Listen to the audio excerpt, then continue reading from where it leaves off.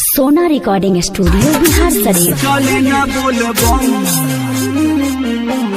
Driver बलम बोल बम बलम पिया हो गरिया सजाइला ना जाके कावरिया ले आदीना।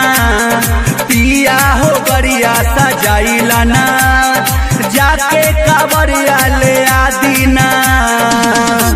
चली ना बोल बम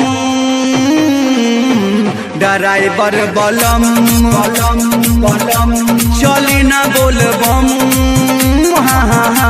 ड्राइवर बलम ड्राइवर बलम ड्राइवर बलम बोल बम पिया हो गरिया सजाइला ना जाके कावरिया ले आदीना।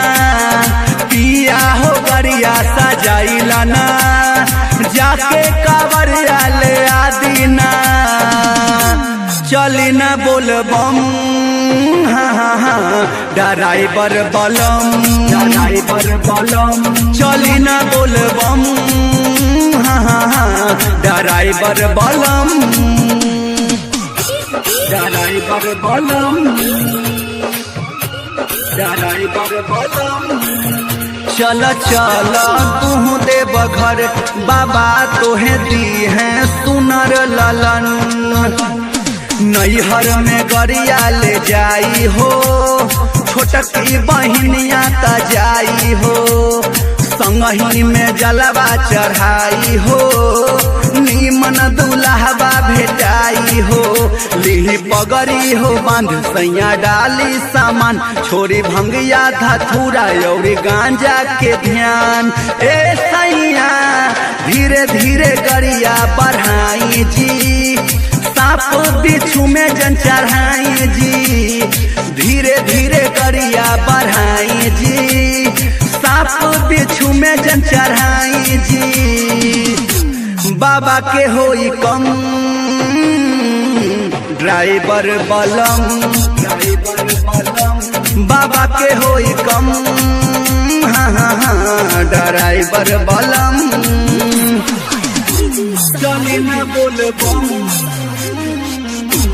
ड्राइवर बलम बलम बलम देवघर के धरती त पावन बाबे ओही में बसत सावन बाबे।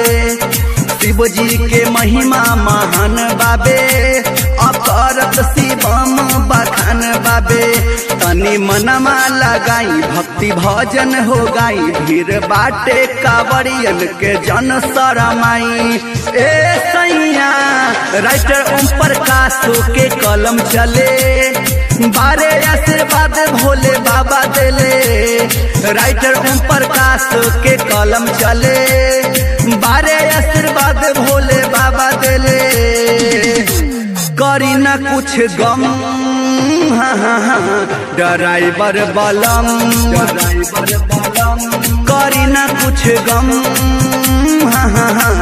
ड्राइवर बलम ड्राइवर बलम बोल बम पिया हो गरिया सजाइला ना जाके कावरिया ले आदीना।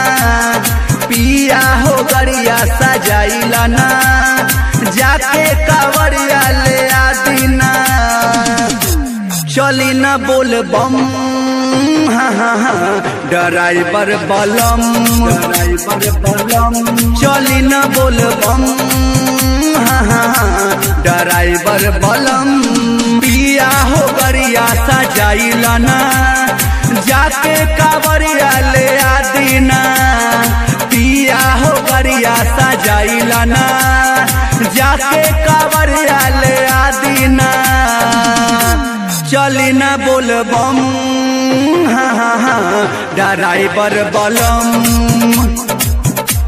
चली ना बोल बम ड्राइवर बलम